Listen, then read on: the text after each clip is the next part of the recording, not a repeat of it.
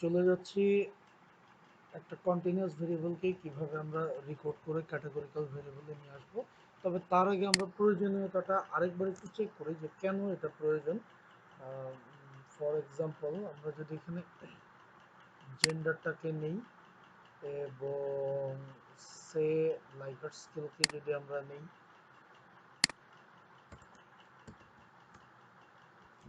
Column যদি ধরি, আমরা দেখতে পাচ্ছি যে female, male, disagree, neutral, agri.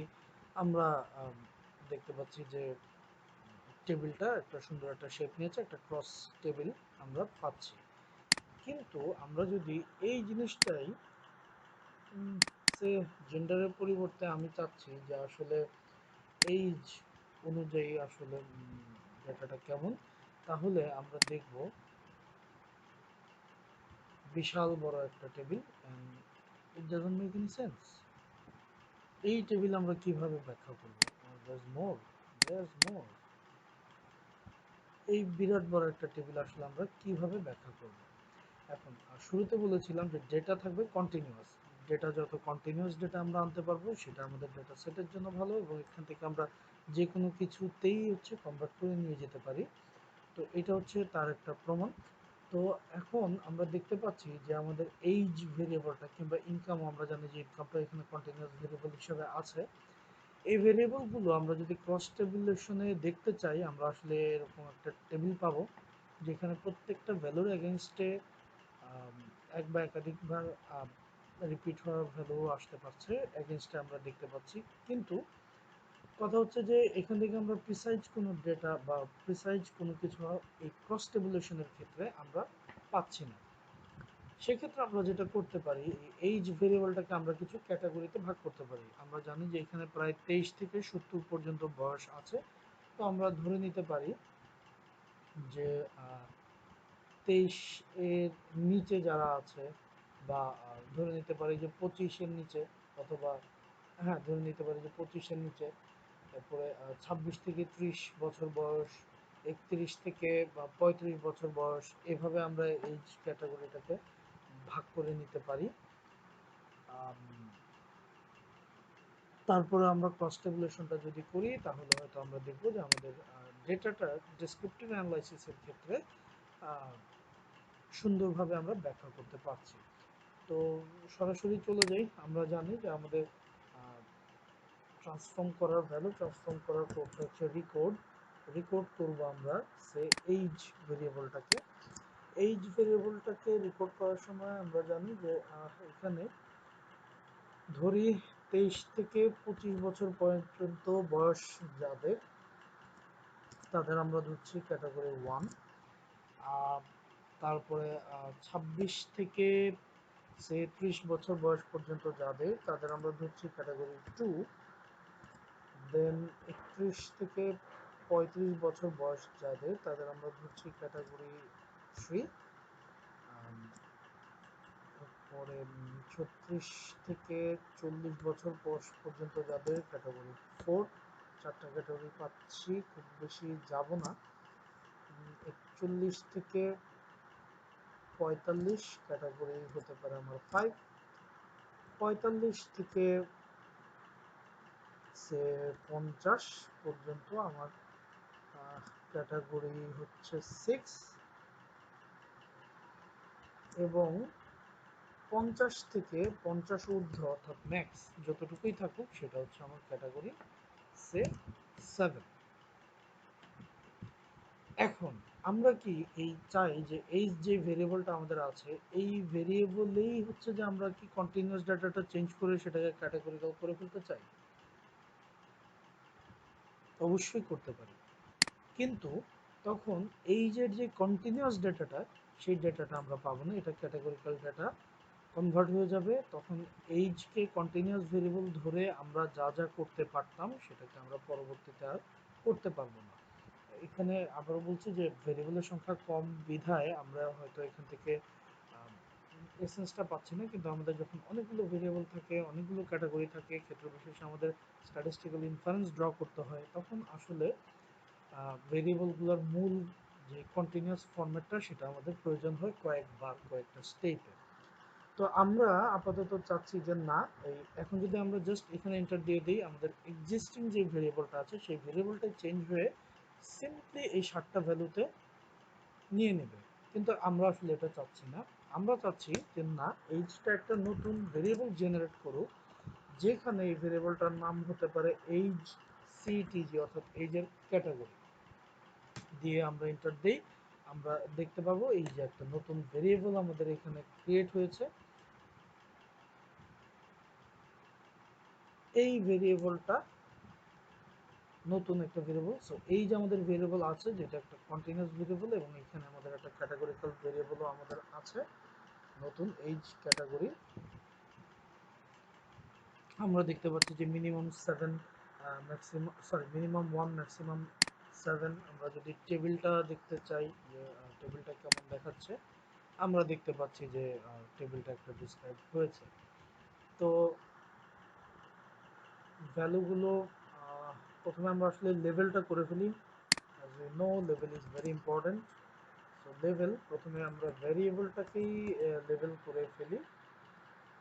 level variable this age ctz as simple age of the respondent আমরা রেখে দিতে পারি, ব্যাস নিয়ে নিলাম। এবং আমরা করতে পারি লেভেল, আমাদের এই ক্যাটাগরিগুলোকে নাম দিতে হবে, না হলে আমরা পরে ভুলে যাব যে 1 আমরা কোনটাকে ধরেছিলাম, 2 আমরা কোনটাকে ধরেছিলাম। So define level define this variable, যেখানে 1 হচ্ছে আমাদের মেবি 23 থেকে 25। ওকে, তাহলে আমরা এখানে লিখতে পারি less than or equal 25 years। 2 আমরা ধরেছিলাম, এখানে আমাদের আসলে কোডগুলো দেওয়া আছে, সো আমরা এখনো দেখতে পাচ্ছি।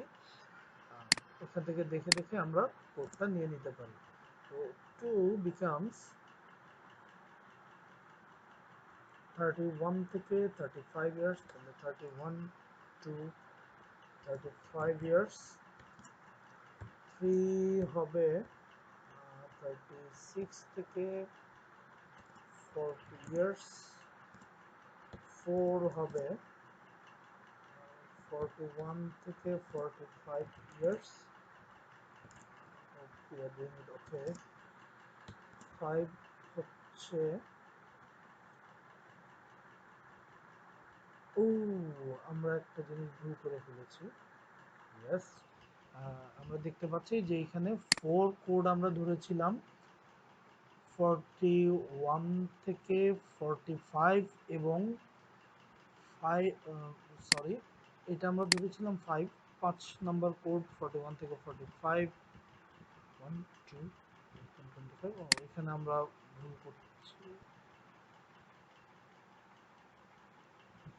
লেভেলিংটা আমরা করে ফেললাম। এখন একটা জিনিস, যদি আমরা একটু কোডটাকে দেখি, যে 23 থেকে 25কে আমরা 1 ধরেছি, 26 থেকে 30কে আমরা ধরেছি 2, 31 থেকে 35কে 3, 36 থেকে 40কে 4, 41 থেকে 45কে 5, এবং 45 থেকে 50কে 6। এইখানে আমরা একটা ভুল করে ফেলেছি, কারণ এই 45 যে ভেরিয়েবলটা, অর্থাৎ যে লিমিটটা আমরা দিয়েছি, সেটা আমরা 5এও কোড করেছি এবং 6এও কোড করেছি। অতএব এই কোডটা আমাদের স্বতঃসিদ্ধ হয়নি, অর্থাৎ এই আমাদের এই ভেরিয়েবল জেনারেশনটা স্বতঃসিদ্ধ হয়নি। এখন আমরা এই কোডটাকে ঠিক করব, কারণ এখানে 41 থেকে 45 যদি হয় 5, 6 হওয়া উচিত আমাদের 46 থেকে 50। তো সাথে সাথে আমরা দেখতে পাচ্ছি যে কেন আমাদের মূল ভেরিয়েবলটা রেখে দেওয়াটা জরুরি, কারণ আমরা দেখছি যে এখন আমাদের ভুলটা হয়েছে, আমরা ভুলটাকে এখন খুব সহজে শুধরাতে পারবো। কিন্তু যদি আমরা ওই এইজ ভেরিয়েবলকে চেঞ্জ করে ফেলতে পারতাম, তাহলে আমাদের আসলে একদম মূল ডাটা সেট থেকে এসে নিয়ে এনে আবার এখানে বসিয়ে অনেকগুলো স্টেপস কমপ্লিট করে আমাদের ভেরিয়েবলটাকে ঠিক করতে হতো। তো আপাতত হচ্ছে যে আমরা শুধুমাত্র নতুন ভেরিয়েবলটাকে আমরা ড্রপ করে দিতে পারি, প্রথমে ড্রপ করে দিয়ে আমরা একটু ড্রপ দিয়ে দিলাম, চলে গেল। সিম্পলি যেহেতু আমাদের আগের ভেরিয়েবলটা রয়ে গিয়েছে, এটা আমরা জানি যে রেকর্ড যেটা আমাদের আছে, এখানে আমাদের কমেন্টগুলো থাকে, প্লাস আমরা এখান থেকে কপি করেও পেস্ট করতে পারবো। শুধুমাত্র আমরা এখানে 45-এর জায়গায় 46 আমরা দিয়ে নিচ্ছি। আর পরেরটা ঠিক আছে কিনা, হ্যাঁ পরেরটাও ঠিক নেই, কারণ 50 থেকে ম্যাক্স ধরেছি, কিন্তু it should be 51 to max. So আমরা দেখতে পাচ্ছি যে কেন আসলে আমি ক্যাটাগরিটাকে ক্রিয়েট আলাদা একটা ভেরিয়েবল হিসেবে ক্রিয়েট করার পক্ষপাতী। আমি বেখেয়ালি আমি ভুল করে ফেলি। আপনারা যদি কনফিডেন্ট হন অবশ্যই করতে পারেন, বাট পরবর্তীতে আবার কাজে লাগাতে পারবেন না। প্লাস ভুল হলে সেটা শুধরানোটা সহজ। তো এনিওয়ে আমি জাস্ট কোডটা দিয়েছি, now it looks good, now it looks really good. So again আমরা যদি লেবেল করে ফেলি ভেরিয়েবলটাকে, এবং এইটাকে আমরা লেবেল করছি age of the respondents,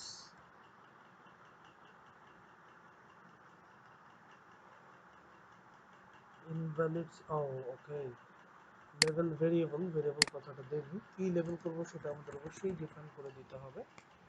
so there it is, age of the respondents হয়ে গেল।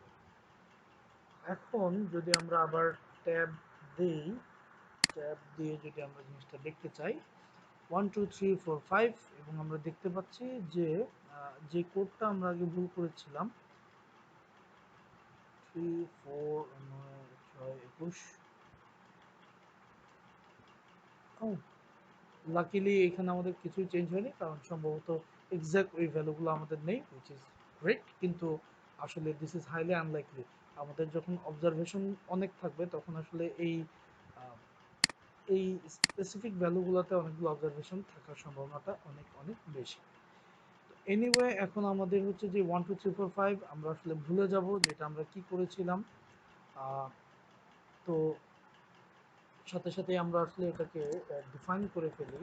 লেভেল ডিফাইন, এই ক্যাটাগরিগুলোকে আমরা ডিফাইন করব।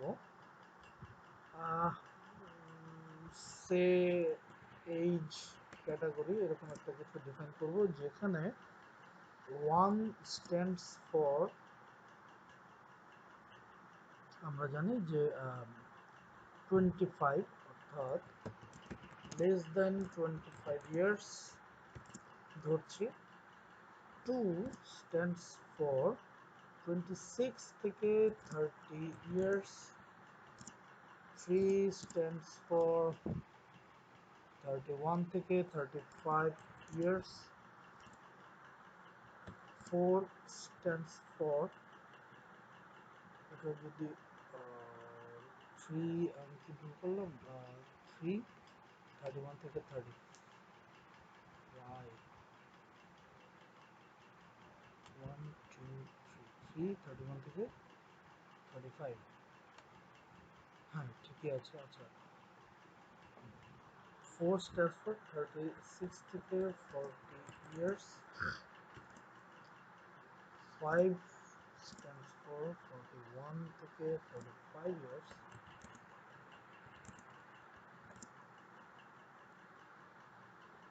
6 stands for 46 থেকে 50 years. Finally 7 stands for more than 50 years. অথবা আমরা লিখতে পারি 51 অনার্স, যেহেতু এটা জাস্ট লেভেলিং, এখানে 50 ইয়ার্স লিখলে more than 50 years it doesn't affect our variable values. So there it is, আমরা লেভেলটা দিয়েছি। সো ডাটাতে গিয়ে আমরা এই লেভেলটাকে এইজ ক্যাটাগরিতে গিয়ে, আমরা ভ্যালু লেভেল সিলেক্ট করে দ্যাট ইজ, সো আমরা ভ্যালুগুলো নিয়ে নিচ্ছি। অতএব এখন যদি আমরা টেবিলটাকে দেখি যে এইজ ক্যাটাগরি টেবিলটা কেমন, আমরা দেখতে পাচ্ছি এখানে যে লেস দেন 25 ইয়ার্স আর সো অন। ভ্যারিয়েবলগুলো আমাদের কি, পার্সেন্টেজ ফ্রিকোয়েন্সিটা আমাদের কি। আমরা যদি টেবিলটা দেখে ফেলি, same age category and gender,